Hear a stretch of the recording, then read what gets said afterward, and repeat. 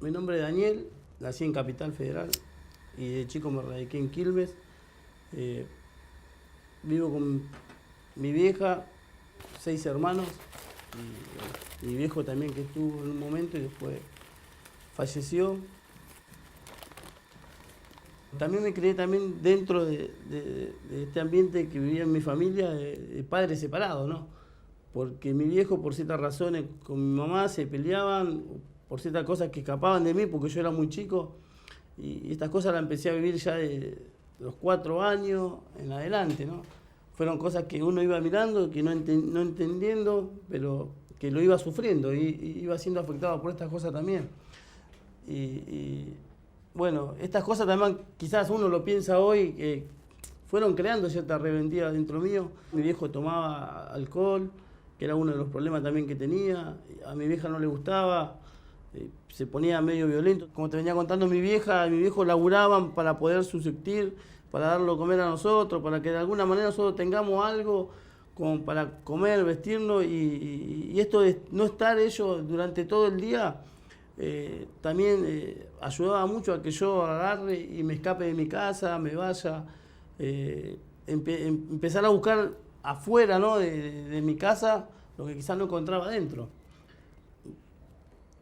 Que uno sufrió hambre, yo sé lo que significa el hambre, sé lo que significa el frío, no tener una zapatilla, digamos, digna para ir a estudiar en ese momento, ¿no?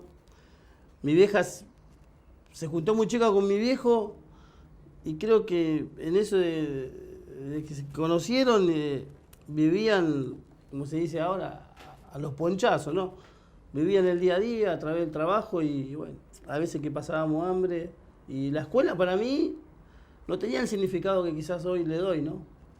Del estudio, de lo que significaba, de entender lo que estaba haciendo, sino que yo iba a la escuela y porque sabía que había un comedor, porque sabía que iba a tener un plato de comida seguro, y quizás eso aborrecía la escuela, porque en ese momento lo que menos pensaba era en estudiar, lo que menos, si se quiere, ni pensaba, ¿no? Porque al tener hambre uno no puede ni pensar ni cosas. Entonces yo iba, comía y después cuando iba a clase estaba ahí, pero estaba pensando que estaba lleno.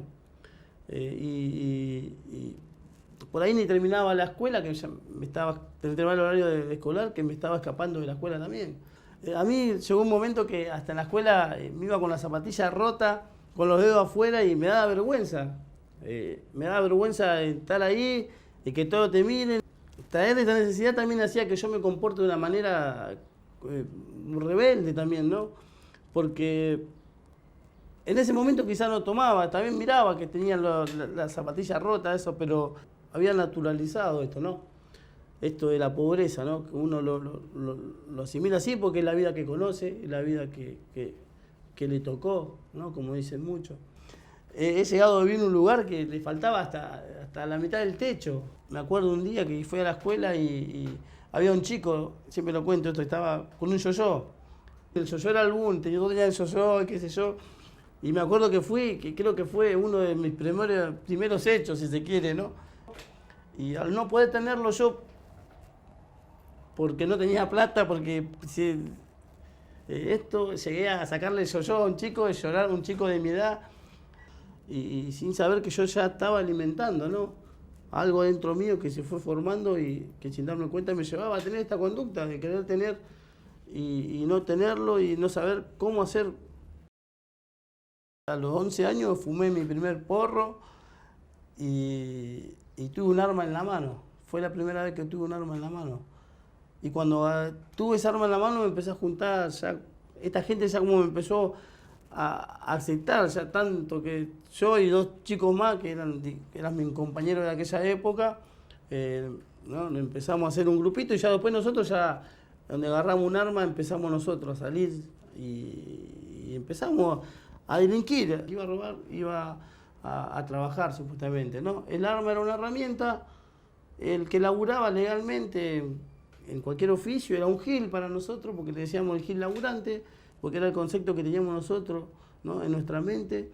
Y nosotros, digamos, siendo delincuentes dentro del barrio, éramos alguien, ¿no? Ya empezaban a tener, ya había hasta temor, no tenían, no tenían respeto, ya no era un yo-yo, ya no era una zapatilla, sino que ya se iba acrecentando, ¿no? Las cosas que yo iba haciendo, que bueno, llegó un momento que llegué hasta a secuestrar. Bueno, también la necesidad que tenía, ¿no? Pues, en el año 2001, donde no solamente la necesidad económica que tenía yo, no solamente yo, sino todo el país estaba pasando un momento... Informarles que ante eso he decretado el estado de sitio en todo el territorio nacional. Histórico, por las cosas que pasaron, ¿no? El país creo que había quebrado también. Desfilaban los presidentes en esa época. Y imagínate que había mucha necesidad económica en esa época.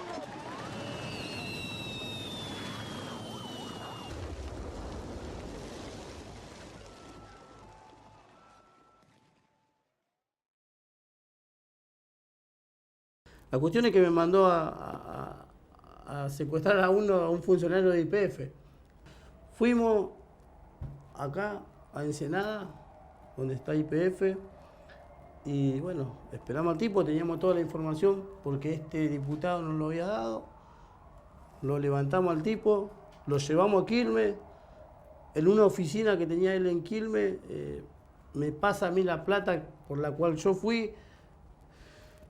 El tipo se iba a dar cuenta, supuestamente, cuando nosotros hacíamos este hecho, que el que nos había mandado era este diputado, sin que nosotros le digamos nada. Yo no le dije, mirá, me mandó fulano, ni nada, no, sino que el tipo ya se había dado cuenta del mensaje que le quería dar a este diputado. Y yo me llevé la plata y me acuerdo que este tipo me decía cuando íbamos caminando que yo estaba loco porque donde yo me metí con este hombre en Quilmes, estaba rodeado de policía y yo no es que iba con el tipo así, cuando me bajo se llevaba el arma en la cintura y iba hablando con el tipo como si fuese que lo conocía. Y entramos adentro de la oficina y estaba lleno de gente de seguridad y me decía él que estaba loco y por qué lo hacía, y yo le decía que tenía necesidad, que necesitaba plata, y el tipo me decía, no, pero vos no sabés con qué te estás metiendo, lo que te puede llegar a pasar. Termino, ¿no?, de llevarme la plata que había y me voy. Y bueno, al 800 metros me agarra la policía, ¿no? Y bueno, caigo detenido. Y ya mayor, y ya con este hecho, ya que era algo que había trascendido, la primera vez que me catalogaban en una causa de secuestro, y cuando llegué a un penal y me llevaron a Olmos justamente, como siempre digo, ¿no?, vi un monstruo grande, gigante, así como tenebroso, y con un montón de gente que gritaba y que esto, y yo abajo, en la entrada, entrando a una cárcel pensando que mi vida podía quedar ahí adentro, porque yo pensaba que en ese lugar iba a tener que estar, que me levantaba hasta que me dormía peleando por mi vida. Y lamentablemente, en cierta parte fue así. Llegué a una oficina y enseguida cuando entré me empezaron a pegar de 4 o 5 policías sin tener ninguna explicación, dándome el mensaje de que en la cárcel mandaban ellos. El jefe de penal increíblemente me saca una faca grandísima, que fue la primera vez que vi una faca tan grande dentro de una cárcel, y que con esa faca me pegó no solamente en la cabeza, sino que me hacía así, me decía que ella era la más chica que iba a encontrar ahí adentro, que había llegado a un lugar donde, bueno, donde la vida no valía nada. Y bueno, fue tanto así que este hombre, bueno, después de haberme pegado, pidió que me arrodille delante de él, y fue algo a lo que no accedí. Empecé a ver que había presos que tenían portación de arma, increíble, arma, o sea, de faca, avalado por el jefe de penal. Gente que lastimaba y mataba a otra y quedaba impune. Y entonces uno empezaba a decir y a ver que esto, ¿no?, que después fui descubriendo acerca también de lo que era penal, lo que era un tratamiento penitenciario, y bueno, yo ingresé con 15 personas y de las 15 que ingresé yo, a 3 la mataron, 7 la robaron y la arrancaron para afuera lastimado y quedamos 3. Tuve la suerte cuando llegué al pabellón de encontrarme con una persona que lo había conocido en la calle, ¿no?, a través de la delincuencia, y éramos amigos de afuera y cuando llegué él estaba como un limpieza dentro de un penal y dentro de un pabellón es el que lleva, digamos, la política que se le dice dentro de la cárcel, que es como el que manda dentro de un pabellón.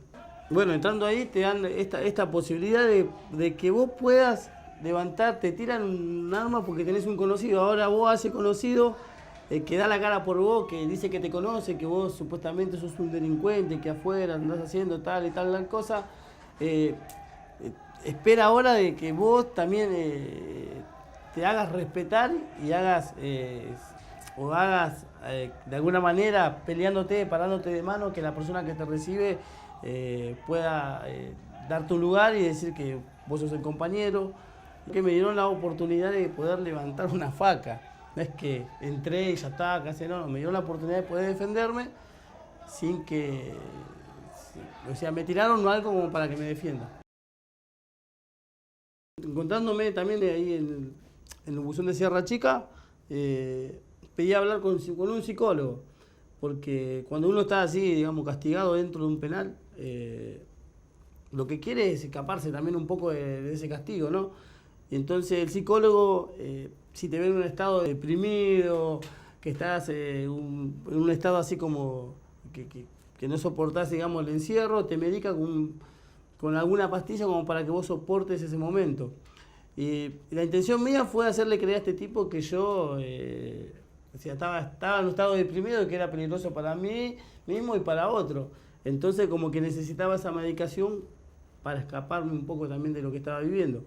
Fue tanto así que cuando salí a hablar con este hombre, le hice todo este discurso y el tipo me salió con algo que no esperaba y empezó a hacerme preguntas acerca de mi infancia y de lo que esto y aquello.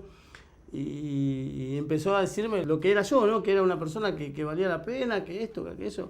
Él no me veía como me veía yo a mí mismo, sino que él me veía de una forma distinta, si se quiere, ¿no? Él, cuando empezó a hablar conmigo, me empezó a hablar de que yo no era, como te decía recién, un monstruo, no era un cosa, sino que era una construcción social que yo no entendía en ese momento que era una construcción social. Llegó un momento que me sentí como querido por el tipo y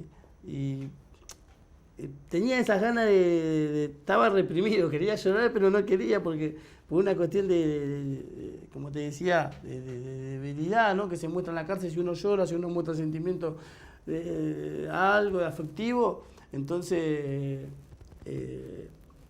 hablando con este tipo, me acuerdo, miré para los costados, aún estando en un lugar como una oficina, miré para los costados y a veces me veía alguien y hablando se me cayó una lágrima.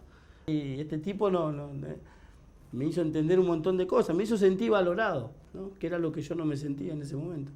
Me sentía el peor, un fracasado, todo lo peor que se puede decir. Él entendía un poco por mi relato que yo era un tipo para él recuperable, ¿no? Y hasta el día de hoy no lo vi más a ese tipo, ¿no? Y él no supo lo que hicieron sus palabras simplemente, ¿no?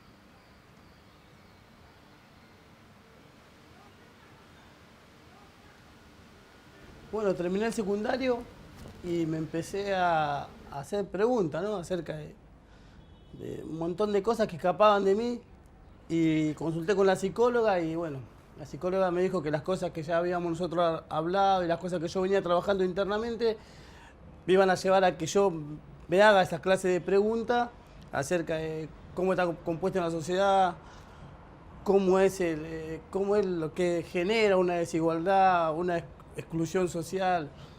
Y me aconsejó estudiar en la universidad. Algo que escapaba de mí, algo que quizás nunca ni me hubiese imaginado ni lo soñé. Decidí terminar el secundario y encarar una carrera universitaria de sociología, ¿no? Una licenciatura en sociología. Y bueno, y ahí empecé a estudiar y empecé a comprender que no todo lo que uno veía en la sociedad era producto de la casualidad, sino que había toda una construcción social. No solamente el estudio, ¿no?, en estas cosas, sino también otras cosas que iba implementando juntamente con el estudio, que era los cine debate, ir a un teatro, estar aprendiendo a tocar guitarra, ¿no? Cosas que a mí, digamos, ¿no?, como te relaté, siendo muy chico, si se quiere, me privaron casi de un montón de derechos, ¿no?, que son fundamentales para la crianza de cualquier persona y para el desarrollo de cualquier persona dentro de una sociedad, ¿no? A medida que iba descubriendo, que iba entendiendo un montón de cosas que iban pasando en la sociedad a través de esta carrera que había elegido para estudiar, era como que me iba liberando de pensamientos erróneos, ¿no?, que tenía yo acerca de un montón de cosas que pensaba, y me fui dando cuenta que al poder tener esta comprensión se fue generando como una libertad interna adentro mío que me hacía sentir bien, que me hacía sentir feliz, que me hacía ver las cosas de otra manera, y para mí eso era algo que no lo podía explicar en ese momento, pero aún estando salí a cursar en una cárcel, estando dentro de una cárcel me sentía libre. Sentirse de esta manera, creo que para uno que vivió las circunstancias que viví yo no tiene precio, ¿no? Y creo que el estudio fue liberando mi mente de un montón de cosas. Así que puedo decir que soy libre, verdaderamente libre.